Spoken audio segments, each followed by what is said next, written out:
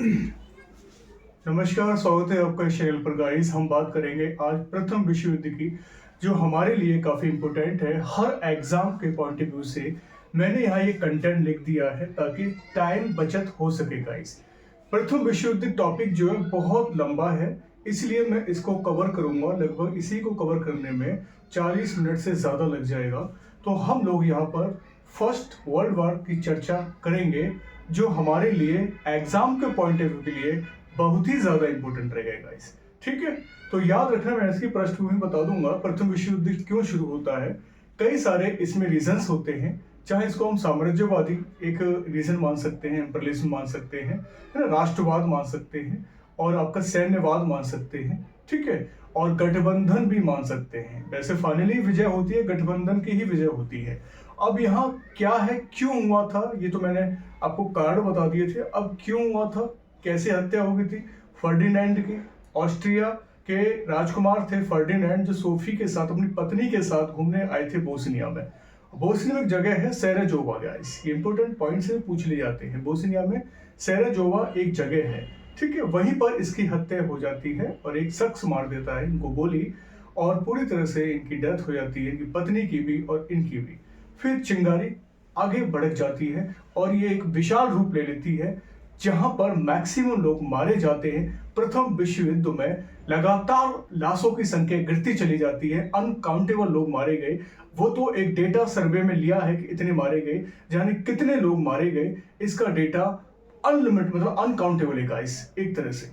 क्योंकि जब 4 साल तक युद्ध चलता है तो युद्ध के बाद महामारी भी फैलती है, भूखमरी फैलती है, उसमें भी कई लोगों ने जान गंवा दी अपनी, लाखों करोड़ों लोगों ने जान गंवा दी। कहते हैं कि लगभग सैनिकों की संख्या अलग है, सिविलियंस की संख्या अलग है, नागरिकों की संख्या अलग है।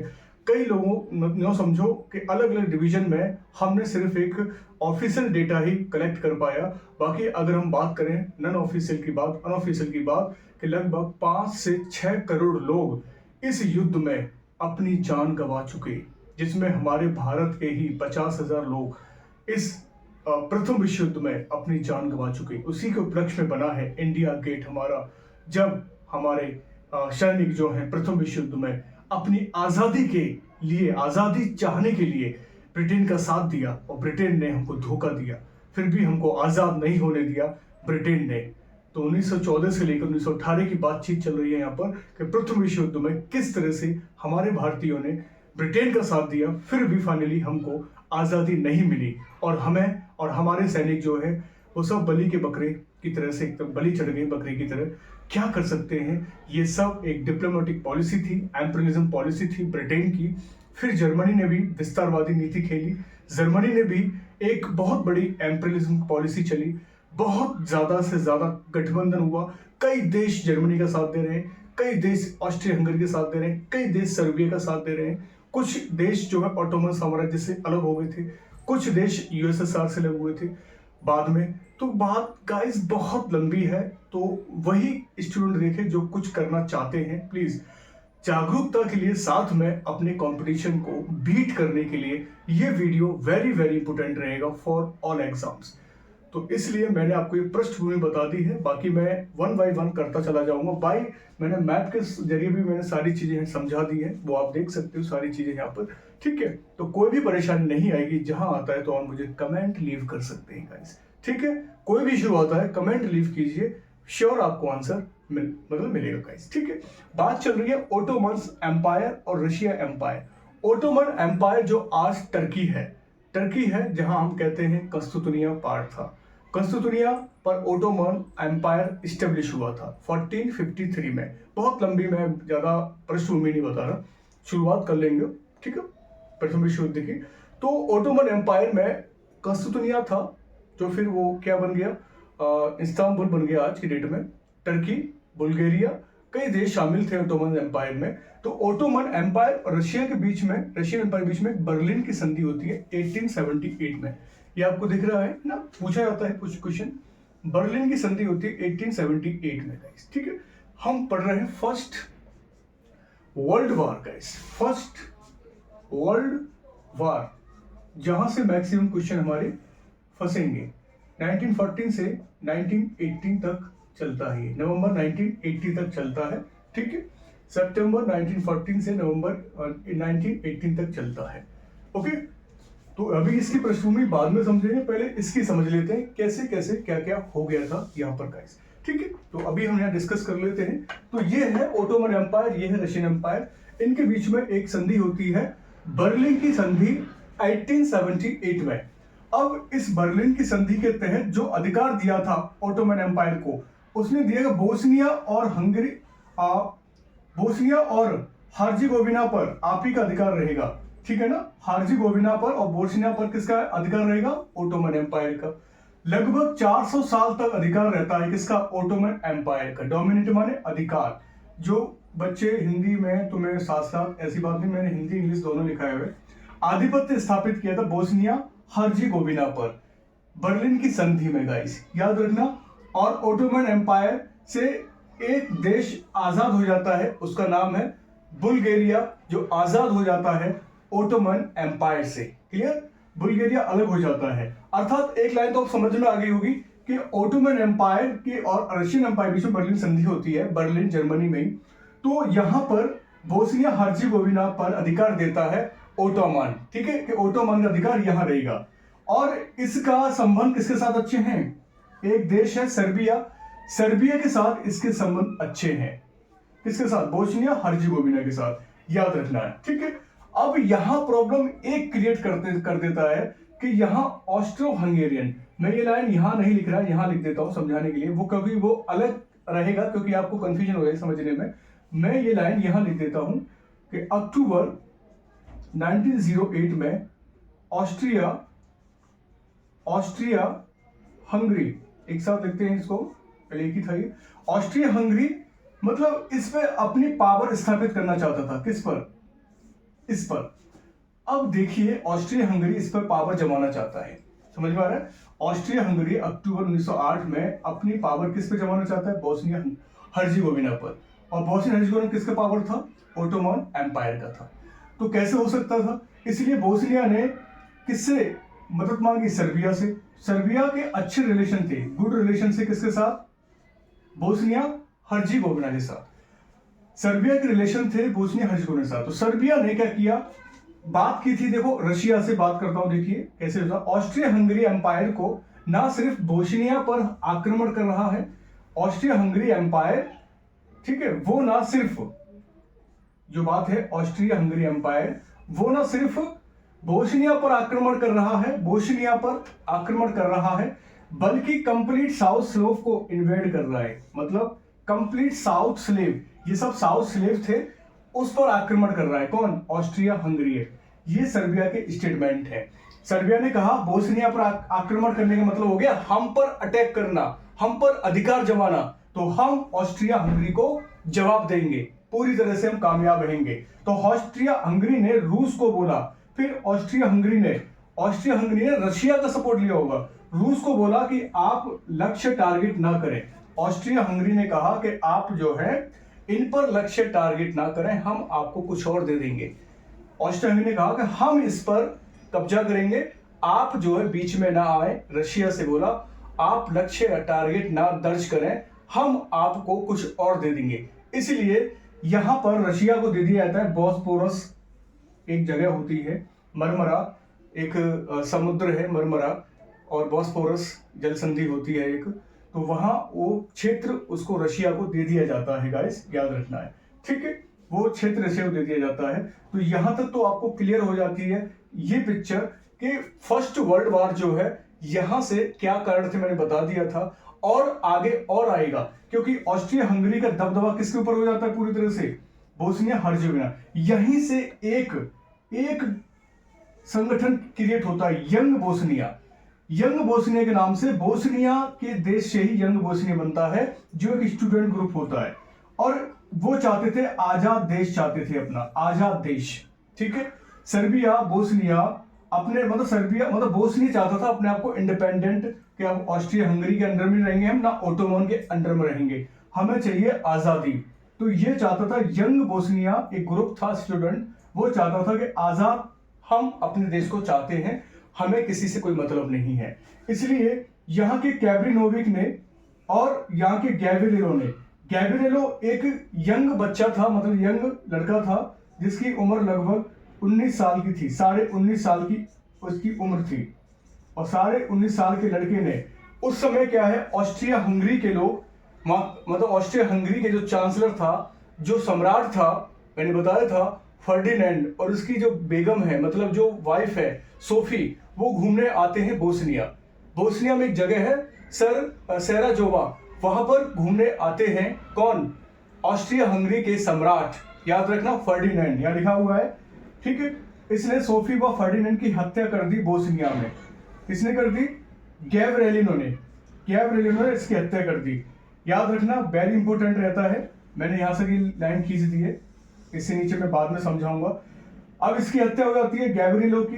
क्यों? गैब्रिएलो चाहता था कि जो देश हमारे ऊपर आधिपत्य कर रहा है, हम उस देश के किसी भी नागरिक को, यहां तक कि सम्राट को, अपने देश के अंदर नहीं घुसने देंगे, हम उसे मार देंगे। पहले तो बम फेंका, लेकिन वो बच गए थे। लेकिन फिर वो हॉस्पिटल गए थे जहां बम फेंका था, उनको देखभाल करने के लिए। सोफी और उनका जो हस्बैंड है फर्डिनेंड, वो देखने के लिए अस्पताल गए, लेकिन जाते हुए ही गैब्रिएलो ने उनकी हत्या कर देते हैं। और हत्या कर कर फिर ये क्रांति बहुत ज्यादा बढ़ जाती है। अब देखिए यहाँ का पिक्चर सिनेरियो क्लियर हो जाता है। सब लोग अपने, मतलब गंगा जल में, गंगा बहती हुई गंगा में हाथ धोना चाहते हैं। सब लोग जलती हुई आग में हाथ तापना चाह रहे थे। बड़े से बड़े देश इंतजार कर रहे थे चिंगारी लगे, और कैसे न कैसे हम लोग अपने अपने हिसाब से साम्राज्यवाद, राष्ट्रवाद, गठबंधन और सैन्यवाद बढ़ाते चले जाएं। तो ये इनका बहुत बड़ा एजेंडा था, जो मित्र राष्ट्रों का था और धुरी राष्ट्र का। धुरी राष्ट्र में सबसे शक्तिशाली बनता जा रहा था कौन? जर्मनी। धुरी राष्ट्र में सबसे शक्तिशाली जर्मनी बनता जा रहा था, और उधर धुरी राष्ट्र में अपने आप को एम्पायर क्रिएट करता जाता ब्रिटेन। तो याद रखना है, ये बहुत बड़े एम्पायर खड़े हो जाते हैं इस प्रथम विश्व युद्ध में। गाइस देखिए, प्रथम विश्व युद्ध का चैप्टर तो मैं पढ़ा रहा हूं, समझा भी रहा हूं, थोड़ा बाई मैप के साथ भी बता रहा हूं साथ साथ। इस युद्ध में एशिया, यूरोप, अफ्रीका, 3 महाद्वीप के देश शामिल हो जाते हैं। लगभग 37 देशों ने भाग लिया था। मैं ये भी लिख दूंगा यहाँ पर, ये यहाँ लिख देता हूँ, 37 देशों ने भाग लिया था। 37 देशों ने, पूछे जाते हैं, 37 देशों ने यहाँ पर पार्टिसिपेट किया था, भाग लिया था गाइस, ठीक है। इसको समझने के अलावा कोई और रट्टा मत मारना प्लीज। इस कहानी को समझना, जो एक सच्ची कहानी थी, जो 1914 से 18 तक घटी थी भारत के अंदर। कई क्वेश्चन पूछे जाते हैं 1914 में भारत का राजा कौन था, मतलब ब्रिटिश का, तो वो था हॉर्डिंग। हॉर्डिंग शासन कर रहा था, वाइसराय था। पूछा जाता है कि ब्रिटेन में कौन था, तो जॉर्ज पंचम था, याद रखना है। पूछा जाता है कि जर्मनी में कौन था, तो केसर विलियम सेकंड था। वो लिख चुका हूँ सारे पॉइंट, देखो, केसर विलियम सेकंड था जर्मनी में। रशिया में निकोलस था, ब्रिटेन में जॉर्ज पंचम था। जो पूछे जाते हैं वो मैंने यहाँ मेंशन कर दिया है। स्टैटिक जीके में भी पूछे लिए आते हैं, डायरेक्ट पूछ लिए जाते हैं, और मिलान में क्वेश्चन आ जाते हैं। तो थोड़ा सीख लो कि युद्ध कैसे होते हैं। आप सब, हम लोग बातों बातों में बड़ी बड़ी बातें मार देते हैं कि तीसरा विश्व युद्ध मत कर, दूसरा विश्व युद्ध मत कर, चौथा विश्व युद्ध मत कर। हम मुहावरे पे मुहावरे मारते जाते हैं, लेकिन उसको हमें पता नहीं रहता कि क्या हुआ था। थोड़ा बस अवेयर होने के नाते पढ़ें, जागरूक होने के नाते पढ़ें, चीजों को समझने की कोशिश करें। हम लोग आराम से अपना टारगेट कर सकते हैं गाइस, ठीक है ना। तो ये चैप्टर क्लोज हो जाएगा। इस साइड का कैसे चिंगारी दी ऑस्ट्रिया हंगरी ने इस पर अटैक कर कर, याद रखना। और यहीं से फिर एक जवान खड़ा होता है और ऑस्ट्रिया हंगरी के सम्राट की हत्या कर देता है, और ये चिंगारी बढ़ती चली जाती है। अब देखिए, यहाँ पर धुरी राष्ट्र बढ़ जाते हैं और मित्र राष्ट्र। पूछा जाता है कि प्रथम विश्व युद्ध जो है, कितने राष्ट्र बट गए? वहां मित्र राष्ट्र आ गया, यहाँ धुरी राष्ट्र आ गए। याद रखना, मित्र राष्ट्र की तरफ ये लोग थे, धुरी राष्ट्र की तरफ ये लोग थे, याद रखना है, ठीक है। अब देखिए, यहाँ जो मैंने लिखा है ब्रिटेन जो है अंगेस्ट हो गया था किसके? जर्मनी के। तो ब्रिटेन ने जर्मनी के अंगेस्ट युद्ध की घोषणा कर दी। जर्मनी एक्चुअली क्या है, धीरे धीरे साम्राज्यवादी विस्तारवादी नीति खेल रहा था। उधर ब्रिटेन भी साम्राज्यवादी विस्तारवादी नीति खेल रहा था। ब्रिटेन ने सोचा कि मेरे अंडर में मैक्सिमम देश गुलाम है, क्यों ना मैं विभिन्न देशों से इंसानों को बुलाऊं और अपनी आर्मी में भर्ती करूं और उनको उतार दूंगा प्रथम विश्व युद्ध में। ये सफल होने का बहुत बड़ा कारण था ब्रिटेन का। और ब्रिटेन ने सारे देशों को बोल रखा था कि हम आपको आजाद कर देंगे, लेकिन नहीं किया। एग्जाम्पल मैंने बता दिया है अपने इंडिया का, 50,000 सैनिक मारे गए थे हमारे, उन्हीं की याद में इंडिया गेट बना है, लेकिन फिर भी हमें आजादी नहीं मिली। ब्रिटेन ने एक चाल चली तो वो कामयाब हो गया प्रथम विश्व युद्ध में। तो वही विस्तारवादी नीति रोकना चाहता था ब्रिटेन जर्मनी की, तो यहां पर अनरेस्ट हुआ, याद रखना। अब जर्मनी ने क्या किया, ऑस्ट्रिया हंगरी के साथ दिया, इटली ने भी साथ दिया। इटली ने सोचा कि मैं साथ दूं कि नहीं दूं, थोड़ा परेशान था क्योंकि ये इंटरनेशनल संधि ज्यादा मानता था, इंटरनेशनल अलायंस मानता था कि मैं तभी साथ दूं जब कोई प्रॉब्लम आई। प्रॉब्लम आई तो है क्योंकि ऑस्ट्रो हंगेरियन का राजा मारा गया था, तो इसलिए ऑस्ट्रो हंगेरियन का साथ जर्मनी, इटली, यहां तक कि ऑटोमन एम्पायर ने भी सपोर्ट किया। देखिए लिखा हुआ है, ऑटोमन एम्पायर ने भी सपोर्ट किया। ऑटोमन एम्पायर यही वाला जिसे हम कहते हैं टर्की, इसे आप टर्की भी लिख सकते हैं। तो टर्की था पहले नाम में, तो तुर्की हो गया है, याद रखना। तो टर्की ने भी सपोर्ट किया था ऑटोमन एम्पायर, और जिसे कहते हैं ऑस्ट्रो हंगेरियन का, इसका भी सपोर्ट किया। अब देखो सपोर्ट कौन कौन पूछे जाते हैं कि मित्र राष्ट्र में कौन से देश थे, मित्र राष्ट्र में कौन से देश थे, किसने सपोर्ट किया था ऑस्ट्रो हंगेरियन का। सपोर्ट क्यों किया, क्योंकि सम्राट की हत्या हो गई थी, इसलिए सपोर्ट किया था। क्यों, क्योंकि फिर उस समय उस साइड फिर सर्बिया का सपोर्ट करते हैं, ये आपस में लड़ जाते, क्योंकि सर्बिया के ही एक यंगस्टर ने गोली मारी थी ना, याद है। सर्बिया के ही यंगस्टर था जिसको गोली मारी जाती है, जिसने गोली मारता है ऑस्ट्रिया हंगेरियन के सम्राट को, फर्डिनेंड और सोफी की हत्या कर देता है। इसलिए उधर सर्बिया और इधर ऑस्ट्रो हंगेरियन, दोनों के बीच में बहुत बड़ा विवाद हो जाता है और इन दोनों के बीच में बहुत सारे देश कूद जाते हैं जंग के अंदर, याद रखना है ना। सर्बिया और ऑस्ट्रो हंगेरियन, इन दोनों को बचाने के चक्कर में कोई नहीं आया, सिर्फ अपनी रोटी सेकने लगे कई सारे देश। देखिए 37 देशों ने भाग लिया इस युद्ध में। बहुत बड़ी बात है कि इस युद्ध में 37 देश आए गाइस। देखिए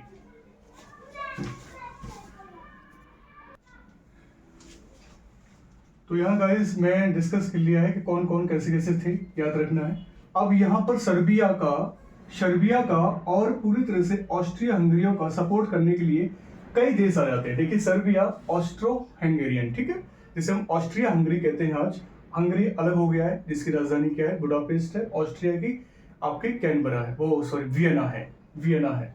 तो पहले ये एक ही था, अब अलग अलग है। तो याद रखना सर्बिया, ऑस्ट्रो हंगेरियन के सम्राट की हत्या हो गई थी, और जिसने जापान ने भी, जर्मनी में भी, इटली ने भी क्या किया, ऑस्ट्रो हंगेरियन का साथ दिया, और साथ में टर्की ने भी किसका साथ दिया, ऑस्ट्रो हंगेरियन का। थोड़ा सा याद रखना है, मैं कई बार बोल रहा हूँ, बार बार रिपीट कर रहा हूँ, याद रखना। अब सर्बिया का साथ कौन देता है, देखिए फ्रांस दे रहा है, रशिया दे रहा है, फ्रांस भी दे रहा है, रशिया भी दे रहा है, और ब्रिटेन भी दे रहा है।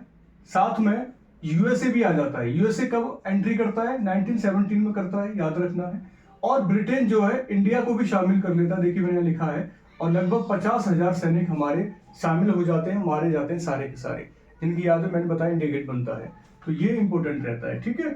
ओटोमन साम्राज्य की दुश्मनी किसके साथ थी, रशिया के साथ, इसलिए रशिया, ओटोमन मतलब टर्की ने रशिया का साथ नहीं दिया, किसका साथ दिया, आपके ऑस्ट्रो हंगेरियन का साथ दिया जाता है। यहाँ पर इतनी मारकाट होती है, वो मैंने यहाँ पर देखो समझाया है, सारी चीजें लिखी हुई हैं। ये 3 देश तो मैंने बता दिए हैं, कॉन्टिनेंट के, यूरोप और एशिया और अफ्रीका शामिल होते हैं इस पूरे युद्ध क्षेत्र में, ठीक है ना। यूरोप, एशिया, अफ्रीका शामिल होते हैं इस पूरे युद्ध क्षेत्र में। 3 महाद्वीप शामिल होते हैं। 3 महाद्वीप के कितने देश भाग लेते हैं, 37 देश भाग लेते हैं। ये पॉइंट याद रखना है, ठीक है। अब क्या होता है, 1918 तक सेंट्रल पावर कमजोर हो जाती है। भाई युद्ध चल रहा है, अब युद्ध चल रहा है तो युद्ध चलने का कारण मैंने बताए, क्यों हुआ मैंने बताए, कैसे कैसे कौन कौन से देश आए, ध्रुवी राष्ट्र, मित्र राष्ट्र, ठीक है, कब हुआ, कैसे हुआ, वो सारी चीजें मैं यहाँ डिस्कस किया है, कर रहा हूँ, ठीक है। तो 1918 तक सेंट्रल पावर कमजोर होगी। जो सेंट्रल की पावर थी, जैसे जर्मनी, ब्रिटेन, ये सब कमजोर होते जा रहे थे, ठीक है। ज्यादा से ज्यादा प्रभाव सबसे ज्यादा किस पर पड़ रहा था, जर्मनी पर, ऑस्ट्रिया हंगेरिया पर, ठीक है। अरब के विद्रोह ने ओटोमन की आर्थिक स्थिति को खत्म कर दिया। अरब ने यहाँ पर क्या कर दिया, अरब ने यहाँ पे अटैक कर दिया। अब देखिए अरब ने अटैक तो किया, लेकिन अरब के जो देश थे वो यहाँ शामिल नहीं होते हैं, याद रखना। अरेबियन कंट्री ने, मतलब अरेबियन ने यहाँ अटैक कर दिया, तो इसकी स्थिति काफी झकझोर हो गई, याद रखना है। नंबर थर्ड क्या है, अक्टूबर 1918 में टर्की ने मित्र राष्ट्रों के साथ संधि कर ली। अब देखिए, अक्टूबर 98 में टर्की ने मित्र राष्ट्रों के साथ, टर्की ने मित्र राष्ट्र, जो मित्र राष्ट्र हैं, यहां पर इसको लगा कि अरेबियन मुझे कब्जा कर लेगा, तो मेरे पास कोई ऑप्शन तो है नहीं है, क्योंकि ये सब अपने आप झुलस रहे हैं आग में, ये मर जाएंगे, तो मेरे पास एक ही चांस बचा है कि मैं टर्की जो है मित्र राष्ट्रों के साथ क्या कर ले, गठबंधन कर ले, तभी मैं अपने आप को बचा पाऊंगा। तो ये भी एक तरह से मान सकते हैं स्थिति डगाडल खत्म होती जा रही थी, मतलब प्रथम विश्व युद्ध जो है थमता नजर आ रहा था।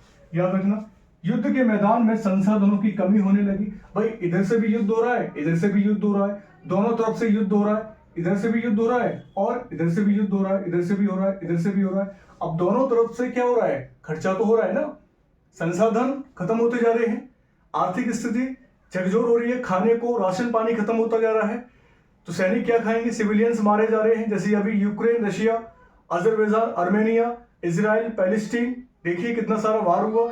ये तो एक तरह से डेमो है छोटा सा, लेकिन जबरदस्त जो वार हुआ है वो प्रथम विश्व युद्ध का वार था 14 से 18 के बीच में।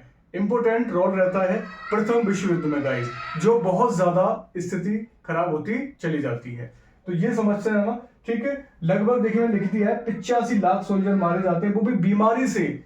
उसके बाद लगभग 1 करोड़ 30 लाख सिविलियन डाइड हो जाते हैं।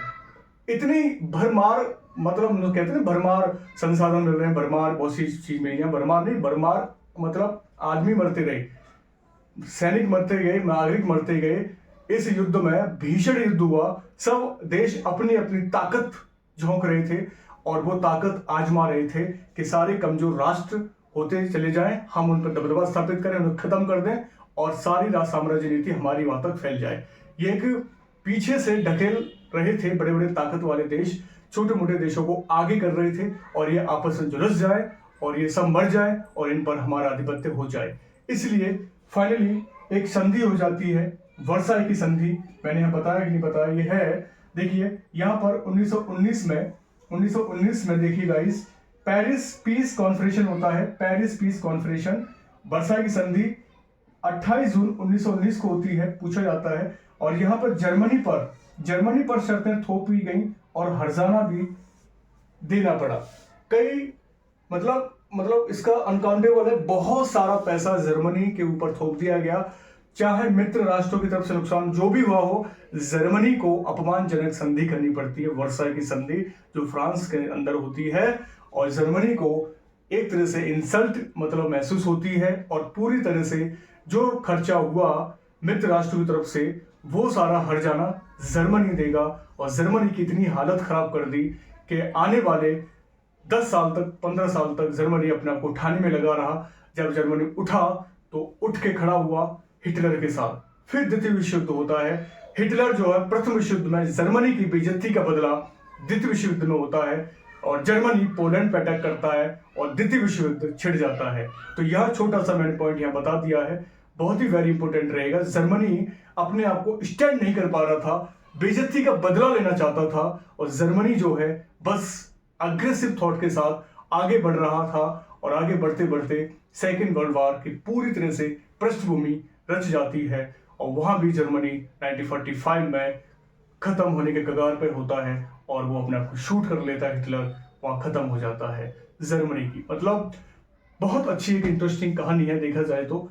हम अपने वर्ल्ड हिस्ट्री के बारे में डिस्कस करें तो बहुत ही अच्छी नॉलेजेबल सब्जेक्ट है, और काफ़ी हमारे एग्जाम्स में भी क्रैक हो जाते हैं, हंसते हंसते क्वेश्चन हो जाते हैं हमारे गाइस। अगर हम थोड़ा सा मतलब फोकस करें पॉइंटों को, तो हंसते हंसते हंसते हमारी सारी हिस्ट्री क्लियर हो जाती है, सारे पॉइंट क्लियर हो जाते हैं। मुझे लगता है कोई डाउट यहाँ पर होना नहीं चाहिएगा।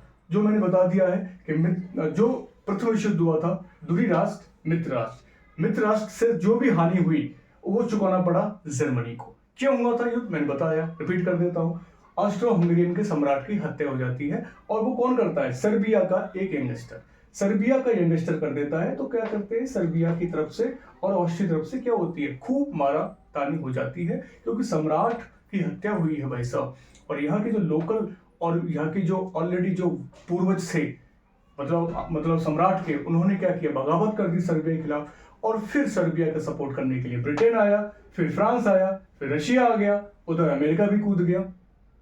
बड़े बड़े शक्तिशाली देश तो सर्बिया के साथ हो लिए, और ऑस्ट्रिया हंगरी के साथ इटली, जर्मनी, जापान और टर्की जैसे देश भी आ गए। छोटे मोटे भी थे लेकिन उनको मैंने नहीं गिना है। जो मेजर है वो यहाँ पर हो गया। जापान ने तो नो समझो घर में घुसने की कोशिश करी फ्रांस के, बेल्जियम के थ्रू अपनी सेना भेज दी थी फ्रांस, और फ्रांस को हराने का पूरी तरह से चैप्टर क्लोज कर दिया था जापान ने गाइस। तो जापान ने 1905 में रशिया को भी हराया था।